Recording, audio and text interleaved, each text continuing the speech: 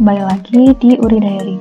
Hari ini kita akan lanjut mengenai pembahasan personal statement dan juga study plan. Nah, untuk pertama, kita lihat dulu form kedua yaitu personal statement. Di sini ada instruction yang harus teman-teman perhatikan, di mana tulisan teman-teman harus berbahasa Korea atau berbahasa Inggris. Dan esai ini harus ditulis dengan spasi 1 dengan jumlah halaman 2. Dan juga teman-teman harus menggunakan font Times New Roman dengan ukuran 11, dan juga ada beberapa poin yang harus tercantum di dalam esai teman-teman semua. Yang pertama yaitu motivasi kenapa teman-teman mendaftar program GKS ini. Nah, pada bagian ini teman-teman bisa menambahkan alasan teman-teman tertarik mendaftar beasiswa GKS dan juga alasan terkait dengan bidang studi yang akan teman-teman pilih ataupun universitas yang akan teman-teman daftar. Kemudian yang kedua yaitu background akademik. Di sini teman-teman bisa menuliskan kegiatan apa saja yang sudah teman-teman lakukan saat jenjang pendidikan, baik itu SMP, SMA, ataupun kuliah. Kemudian yang ketiga yaitu pengalaman yang pernah didapatkan. Ini dapat berasal dari event ataupun kegiatan-kegiatan kampus yang sudah teman-teman ikuti yang sangat berpengaruh terhadap perkembangan diri teman-teman. Kemudian selanjutnya yaitu extracurricular activities. Pada bagian ini teman-teman bisa memasukkan organisasi apa saja yang pernah teman-teman ikuti dan apa saja kegiatan yang dilakukan di organisasi tersebut. Juga termasuk ke dalam kegiatan community service yang sudah teman-teman ikuti, dan juga apabila teman-teman sudah pernah bekerja, maka bisa dimasukkan ke bagian ini juga. Selanjutnya yaitu mengenai kompetisi, perlombaan yang pernah teman-teman ikuti, dan juga jika teman-teman memenangkan perlombaan tersebut, teman-teman bisa menyebutkannya di bagian ini. Dan juga jika teman-teman sudah memiliki publikasi, maka bisa dimasukkan ke bagian personal statement. Contoh publikasinya bisa berupa publikasi ilmiah ataupun publikasi di media massa. Kemudian jika teman-teman memiliki skill khusus yang didapatkan selama menempuh pendidikan, maka teman-teman bisa menambahkannya di bagian ini. Skillnya bisa berupa skill bahasa, skill di bidang teknologi, ataupun skill lainnya. Nah, untuk lebih jelasnya, nanti teman-teman bisa melihat contoh kerangka untuk mengisi personal statement dari GKS tahun lalu. Selanjutnya yaitu form ketiga, study plan. Untuk study plan ini, teman-teman juga harus menulis dalam bahasa Korea ataupun dalam bahasa Inggris. Untuk esai ini harus menggunakan spasi 1 dengan jumlah halamannya yaitu 3. Teman-teman juga harus menggunakan font Times New Roman dengan size-nya 11, dan juga beberapa poin tertera di sini harus teman-teman include-kan dalam study plan. Yang pertama yaitu language study plan. Untuk language study plan ini berisi tentang apa yang perlu dilakukan untuk meningkatkan skill bahasa Inggris ataupun bahasa Korea teman-teman semua. Skill bahasa Korea dan bahasa Inggris ini dapat dipersiapkan sebelum teman-teman sampai di Korea ataupun sesudah teman-teman sampai di Korea. Kemudian yang kedua yaitu goal of study dan study plan.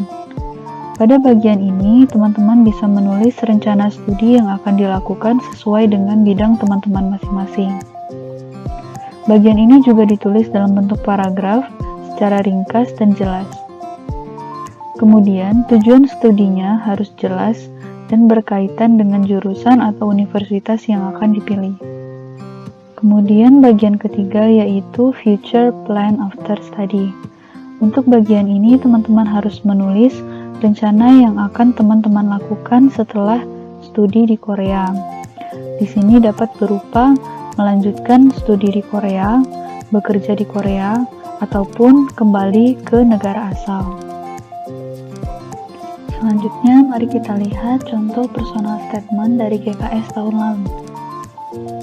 Nah, untuk Untuk bagian awal personal statement, teman-teman harus memperkenalkan nama, kemudian daerah asal, dan juga background keluarga. Kemudian pada bagian paragraf pertama ini, teman-teman bisa menambahkan poin-poin penting yang sudah teman-teman lakukan dalam mencapai mimpi dan cita-cita teman-teman semua. Selanjutnya, pada bagian motivations, teman-teman bisa menambahkan alasan-alasan kenapa teman-teman memilih beasiswa di Korea. It can be what do you want to be, it can be the country, ataupun universitas yang ingin teman-teman daftar.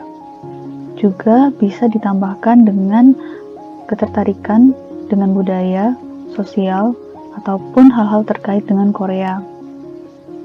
Kemudian di bagian paragraf kedua, teman-teman bisa menjelaskan jenjang pendidikan apa saja yang sudah teman-teman tempuh selama ini, dan juga ditambahkan dengan aktivitas yang teman-teman lakukan selama jenjang pendidikan tersebut, baik itu dari SMP, SMA, ataupun kuliah.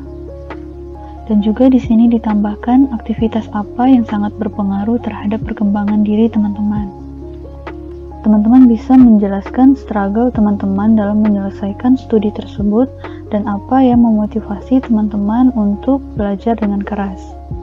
Jika teman-teman mendaftar program GKS berdasarkan dengan latest background tersebut, jelaskan mengapa dan dikombinasikan dengan pengalaman teman-teman terhadap program tersebut dan kombinasikan dengan pengalaman-pengalaman terkait mengapa teman-teman ingin mendaftar ke bidang tersebut.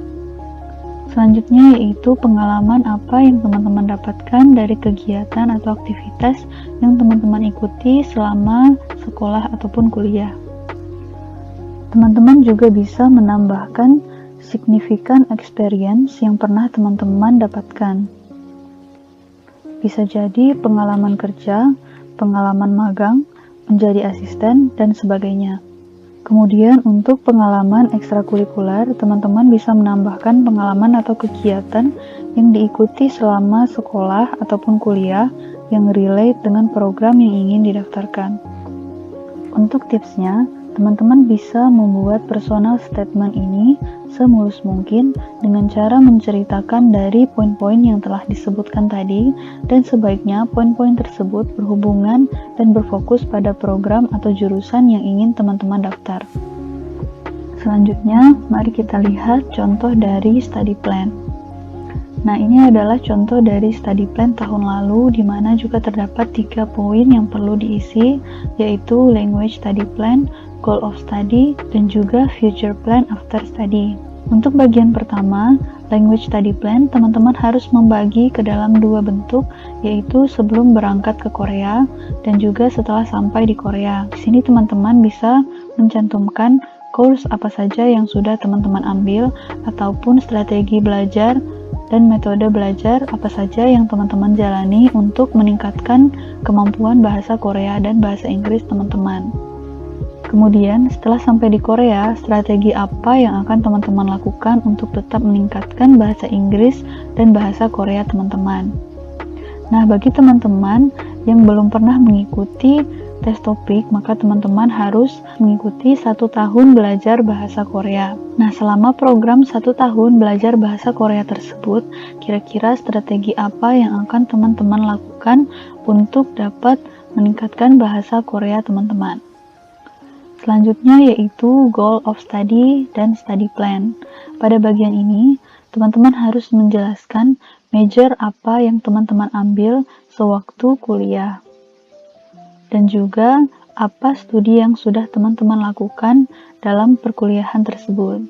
Kemudian teman-teman harus menjelaskan apa bagian yang belum teman-teman selesaikan dalam studi tersebut, sehingga teman-teman harus mendapatkan beasiswa GKS untuk melanjutkan studi di Korea. Kemudian dalam mengisi goal of study ini, teman-teman harus menjelaskan apa yang ingin teman-teman dapatkan dari penelitian yang akan teman-teman lakukan setelah di Korea. Bagi teman-teman yang mengambil bidang studi berbeda dari bidang studi sebelumnya, maka teman-teman harus menjelaskan alasan kenapa teman-teman butuh mengambil bidang studi yang berbeda tersebut. Kemudian, teman-teman harus menjelaskan sedikit tentang metode yang akan teman-teman lakukan untuk menyelesaikan penelitian saat studi di Korea. Selanjutnya, apa juga yang akan teman-teman lakukan untuk memperkaya skill teman-teman selama melakukan studi di Korea? Misalnya, teman-teman ingin mengikuti kegiatan magang atau kegiatan lain di luar kampus yang berhubungan dengan bidang studi teman-teman. Kemudian di bagian akhir, teman-teman harus menambahkan ekspektasi apa yang teman-teman harapkan dari hasil penelitian yang teman-teman lakukan nanti. Selanjutnya yaitu future plan after study. Pada bagian ini, teman-teman bisa menambahkan bagian short term dan juga bagian long term. Untuk bagian short term, apa yang akan teman-teman lakukan tepat setelah lulus dari program studi yang ada di Korea?